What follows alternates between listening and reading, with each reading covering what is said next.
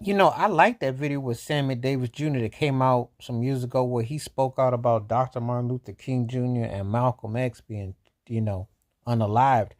He was very direct about what he said. As a matter of fact, what he said in the interview predated what Chris Rock was saying about how the difference between with some folks within the black community, we're talking about the community and talking about the racism that they face and what they was dealing with. He did walk with the civil rights movement. A lot of people are kind of like all over the place with Sammy Davis Jr., but at the end of the day, he was a real one. He went through it. He went through it because if you remember, he was told by the film industry he couldn't marry a white woman. They didn't want him marrying who he was in love with, so he went through it.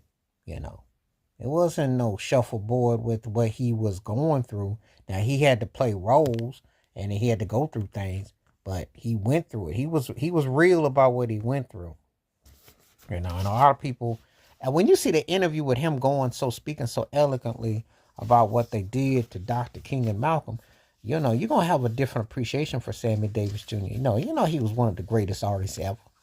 Michael Jackson held him in high regard. Obviously, when he had that celebration back in '89, and everybody came out to support him. And I still love the movie Taps. One of my favorite movies with him, Gregory Hines and Savon Glover, and so many other great dancers in that movie. I think the Nicholas brothers was in there too. Won't mind me that. And some people can say he tapped, but he spoke out on a lot of stuff. And he made social commentary. Just like that episode where he kissed Carol Channing's Carol O'Connor's Archie Bunker character. That was a big thing. He did speak out on things, and this clip where he talked about, you can look it up for yourself. Talking about Dr. King and Malcolm, very candid, very candid, and the way he used his words, I thought about, that's where Chris Rock got that from. That's where he got it from. You can tell where Sammy Davis Jr. has never had the right movie, and I wanted Tommy Davidson to portray him in the worst possible way.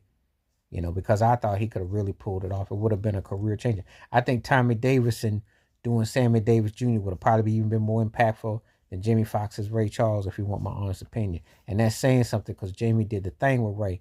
But I think Tommy Davidson would have been born to do Sammy Davis Jr. And Sammy Davis Jr. deserved that. He deserved that. He went through so much. Child artist to grown up. But when he spoke out like this, that was real talk.